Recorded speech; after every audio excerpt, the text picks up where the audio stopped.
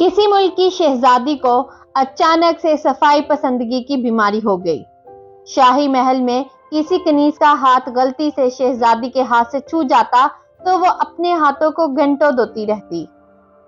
کھانے پینے کے صاف برتن شہزادی اپنے سامنے دوبارہ صاف پانی سے دھلواتی۔ کھانا بھی بہت کم کھانے لگ گئی، جس کی وجہ سے وہ بہت کمزور ہو گئی۔ بادشاہ کو اس کی بہت فکر تھی۔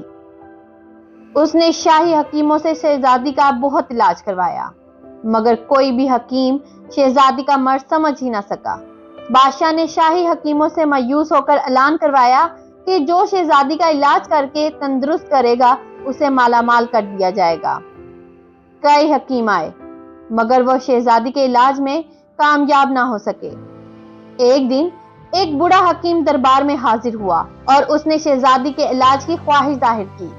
بادشاہ نے اسے اجازت دے دی۔ حکیم نے سب سے پہلے وہ نسخے منگوائے جن کی مدد سے دوائیاں تیار کر کے کھلائی گئی تھیں۔ وہ نسخے دیکھنے کے بعد حکیم نے شہزادی کے شاہی محل میں روٹین کے بارے میں تفصیل سے پوچھا اور انہیں ایک کاغذ پر درج کر لیا۔ حکیم نے شہزادی کا طبی معائنہ کیا اور پھر بادشاہ سے کہا، شہزادی کا علاج ہو جائے گا، لیکن علاج کے لیے میں جو طریقہ اختیار کروں گا مجھے اس کی آزادی ہوگی۔ بادشاہ نے حامی بھر لی۔ حکیم کے حکم پر شہزادی کو ایک کرسی پر بٹھا کر اس کے ہاتھ پاؤں کرسی کے ساتھ باندھ دیے گئے۔ کمرے میں بادشاہ اور ملکہ کے علاوہ ایک کنیز بھی موجود تھی۔ وہ حیرت سے حکیم کو دیکھ رہی تھی کہ یہ شہزادی کا علاج کرنے کا کون سا طریقہ ہے۔ وہ دوسرے حکیموں سے مایوس نہ ہوئے ہوتے تو اس حکیم کو رخصت کر دیتے۔ حکیم نے دہی منگوا کر اس میں بیسن ملا کر ایک ماسک بنایا اور اس ماسک کو شہزادی کے چہرے پر لگانے کا حکم دیا۔ میں جب تک اس کو چہرے سے اتارنے کا نہ کہوں مت اتارنا۔ حکیم کے حکم پر یہ ماسک شہزادی کے چہرے پر لگایا گیا۔ شہزادی نے بے اختیار چلانا شروع کر دیا۔ اس کے بعد حکیم نے ایک گلاس پانی منگوایا اور اس میں سے 2 گھونٹ بادشاہ سلامت کو پینے کو کہا۔ اس کے بعد قریب کھڑی کنیز کو اس میں سے 2 گھونٹ پینے کو کہا۔ پھر حکیم نے بچا ہوا پانی شہزادی کو پلانا چاہا۔ شہزادی نے وہ پانی پینے سے انکار کر دیا۔ حکیم شہزادی کو زبردستی وہ پانی پلانے لگے۔ شہزادی نے انکار کیا، سر ہلاتی رہی۔ لاکھوں کوششوں کے بعد شہزادی نے پانی نہ پیا، لیکن زبردستی سے تھوڑا سا پانی پینا ہی پڑا۔ پانی پیتے ہی شہزادی نے شور کرنا شروع کر دیا، میں اب مر جاؤں گی۔ یہ کہتے ہوئے شہزادی بے ہوش ہو گئی۔ شہزادی کی رسیاں کھول کر اسے کمرے میں لٹا دیا گیا۔ حکیم صاحب نے کہا، جب تک شہزادی خود بیدار نہ ہو کوئی اسے نہ جگائے۔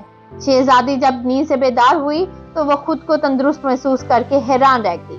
اب حکیم روزانہ شہزادی کو مختلف دوائیاں کھلاتے تاکہ اس کی طاقت بحال ہو جائے۔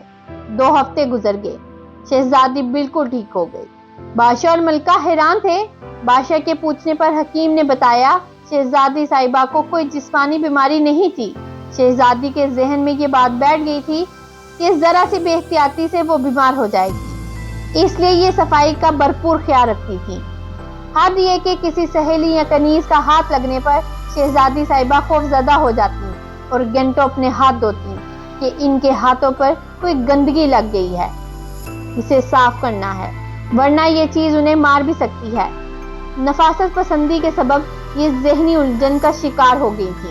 میں نے شہزادی صاحبہ کو ذہنی طور پر سمجھایا کہ صفائی اچھی چیز ہے، لیکن حد سے زیادہ نفاست پسند نقصان دہ ہے، اور یہ بات میں شہزادی صاحبہ کو سمجھانے میں کافی حد تک کامیاب ہو رہا ہوں۔ میں نے شہزادی صاحبہ کو ایسی دعائیں بھی پلائی ہیں جس سے انہیں تیز بھوک لگے گی اور وہ کھانا کھانے پر مجبور ہو جائیں گی۔ اب شہزادی صاحبہ ذہنی طور پر صحت مند ہو گئی ہیں۔ ہاتھ چھونے پر بھی اب وہ اپنا ہاتھ نہیں دھوتی۔